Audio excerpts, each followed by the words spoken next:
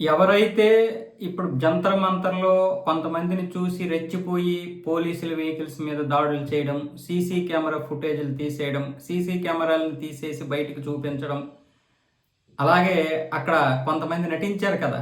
గుడ్డి వాళ్ళలాగా, నడ్డి వాళ్ళలాగా నరేంద్ర మోదీ మీద తిడుతూ, నరేంద్ర మోదీని బూతులు తిడుతూ, అమిత్ షాని బూతులు తిడుతూ నటించినటువంటి వారందరినీ కూడా ఇప్పుడు పోలీసులు మొత్తం ఫైండ్ ఔట్ చేసి బొక్కలో పెట్టారిప్పుడు. మరి ఇప్పుడు ఎవడు కాపాడుతాడు వీళ్ళని? ఎవడు రక్షిస్తాడు వీళ్ళని? కశ్మీర్‌ని ఇండియా ఆక్రమించుకుందన్నటువంటి ఆ వెధవలొచ్చి కాపాడతారా? లేకపోతే అమెరికా నుండి వచ్చినటువంటి ఈ వెధవలొచ్చి కాపాడతారా? లేకపోతే అది లద్దాఖ్‌ని చైనాకి ఇచ్చేయాలన్నటువంటి వారిని కాపాడతారా? లేకపోతే 370 రద్దు చేయాలి, 370ని మళ్ళీ అమలు చేయాలన్నటువంటి వాడు కాపాడతాడా? ఎవడు కాపాడతాడు ఇప్పుడు వీళ్ళని? వీళ్ళు ఇష్టం వచ్చినట్లుగా రెచ్చిపోయి అక్కడ చేసినటువంటి దాడులు అన్నీ ఇన్ని కాదు, మొత్తం అందరినీ ఫేస్ కెమెరా పెట్టేసి లైవ్ కెమెరాలో అందరినీ ఇప్పుడు ఫైండ్ అవుట్ చేస్తుంది ఢిల్లీ పోలీసు.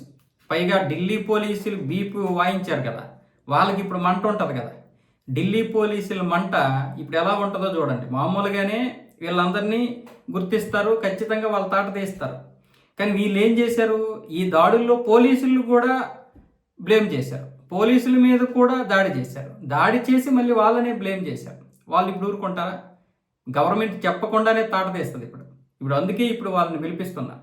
పిలిపించడం మాత్రమే కాదు, ఎవడెవడైతే ఇలాంటివి చేశాడో వాళ్ళందరినీ ఆల్రెడీ బొక్కలో పెట్టారు, ఎంక్వైరీ చేస్తున్నారు, వీడియోలతో సహా వాళ్ళకే చూపిస్తున్నారు. ఇప్పుడు బాబు క్షమించండి, అయ్యా క్షమించండి అంటే ఇప్పుడు ఈ సీజీపీ వాడు వస్తాడా? నిన్న పంజాబ్లో మీరు లీకేజ్ జరుగుతుంది. నిన్న పంజాబ్లోనే లీక్ జరిగింది కదా, పేపర్ లీకు. 6 పేపర్ లీకులు జరిగాయి కదా. మరి దీని మీద మీరు ఏమైనా ప్రొటెస్ట్ చేస్తారంటే ఒక్కడూ ఏమనలేదు, మౌనంగా ఉండి వెళ్ళిపోయారు, వాళ్ళు పారిపోయారు. పాపం ఇప్పుడు వీళ్ళ పరిస్థితి ఏంటి? ఈ అంధుడుగా నటించినటువంటి వాడి పరిస్థితి ఏంటి? అలాగే ఆ యొక్క అవిటివాడిగా నటించిన వాడి పరిస్థితి ఏంటి? వాళ్ళ పరిస్థితి ఏంటి?